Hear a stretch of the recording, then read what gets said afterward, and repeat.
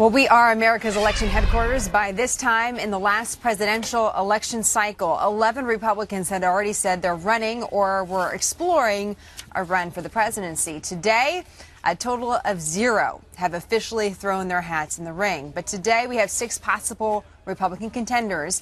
They're going to be attending an event in Iowa, one of the early primary states. Our next guest has said it's time for Republican candidates to get serious about the race, get aggressive. Bill Kristol is editor of the Weekly Standard and also a Fox News political analyst. So, Bill, just starting off with a broad question, if the country is center-right, then why is it so difficult to find a candidate that's center-right to go after those voters? What's the problem?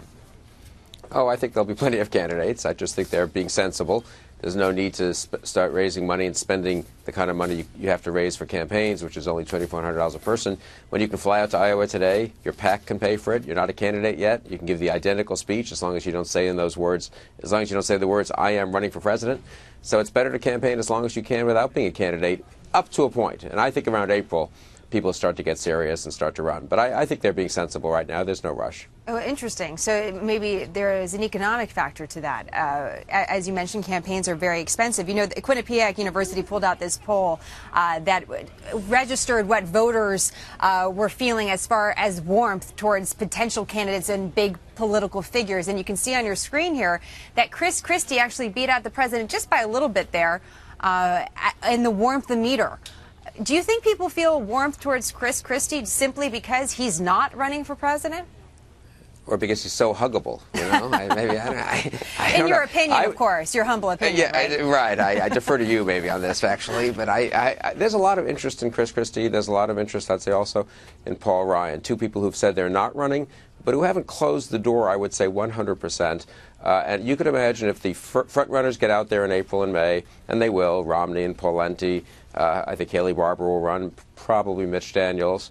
I think I'm forgetting some other front runner. I can't even remember who now. And if none of them really catches fire, I could see an interest in Christie, who's fighting the good fight in New Jersey, very engaging, very aggressive, charismatic, or Paul Ryan, who's fighting the good fight here in Washington. One thing that strikes me about a lot of the people who are running, they're former governors, former Speaker of the House Newt Gingrich, former Governor Pawlenty, former Governor Romney.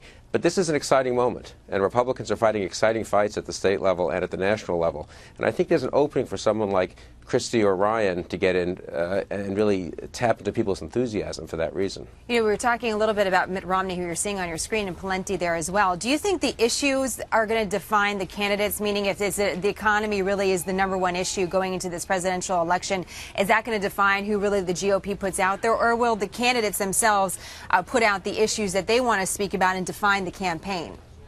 Yeah, I think that's a good question. I think the latter. I think candidates will define what they think the presidential task is, and my main piece of advice to them would be, sure, everyone's talking about the debt, the deficit, the economy, but people want a president to handle foreign policy. People want a president to give moral leadership.